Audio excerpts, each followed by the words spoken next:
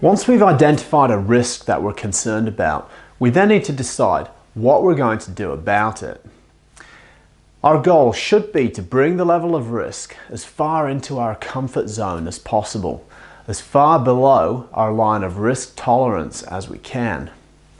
In the tiger example, a hard barrier was used to reduce the risk of a hazard coming into contact with the child.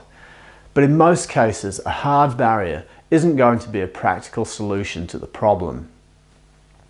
A good start is to think about what we're already doing to reduce the level of risk. Usually, if we're exposed to a risk, we will be doing at least something to control that risk. For example, if you're concerned about the risk of a fire in your house, you will have installed smoke detectors as a minimum and probably have a fire blanket in the kitchen or a fire extinguisher somewhere. You probably try not to leave hot fat unattended on the stovetop and use a fire guard around your heating fire. Depending on your building type, you might even have an escape plan. Once you've identified the things that you already do, then it's worth checking that those things are effective. That means check the batteries on your smoke detectors, practice your escape plan, and check the pressure on your fire extinguisher. If you're still not comfortable with the level of risk, then it's time to think about what else you might need to do. There's a tool called the hierarchy of controls, which is most often used in workplace health and safety, but is just as useful for any safety risks, like home safety, and can even be useful in recreational high-risk sports. The hierarchy of controls is designed to help you choose the most effective risk reduction treatments. At the top are the methods that are highly effective, but the further down we go, the less effective these treatments become, and the more input and maintenance they will require. At the top of the hierarchy is elimination. Obviously, if you can eliminate a hazard, the risk goes away. But in general, this option isn't going to be practical. If it was, we'd have eliminated it already. If you can't eliminate a hazard, maybe you can substitute it for something less hazardous. Substitution is particularly useful for substances. Let's say you're using a cleaning product containing a flammable solvent like methyl ethyl ketone. Could you use a less flammable alternative like methylated spirits, or even soap and water with a bit more elbow grease? One step down are the engineered controls. That's something that you construct to get as close to eliminating the risk as possible. That's the tiger example. The hazard is completely isolated from the elements at risk by the barrier.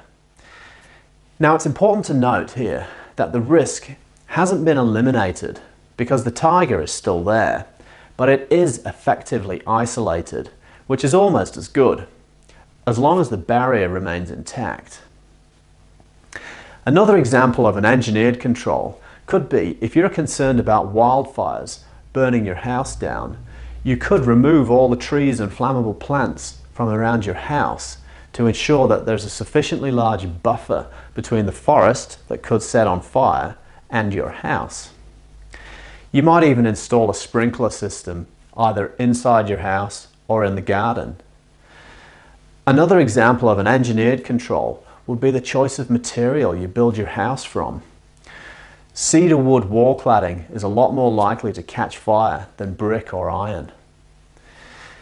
These top three controls are often called the hard controls, and in general are going to be more effective than the remaining two controls.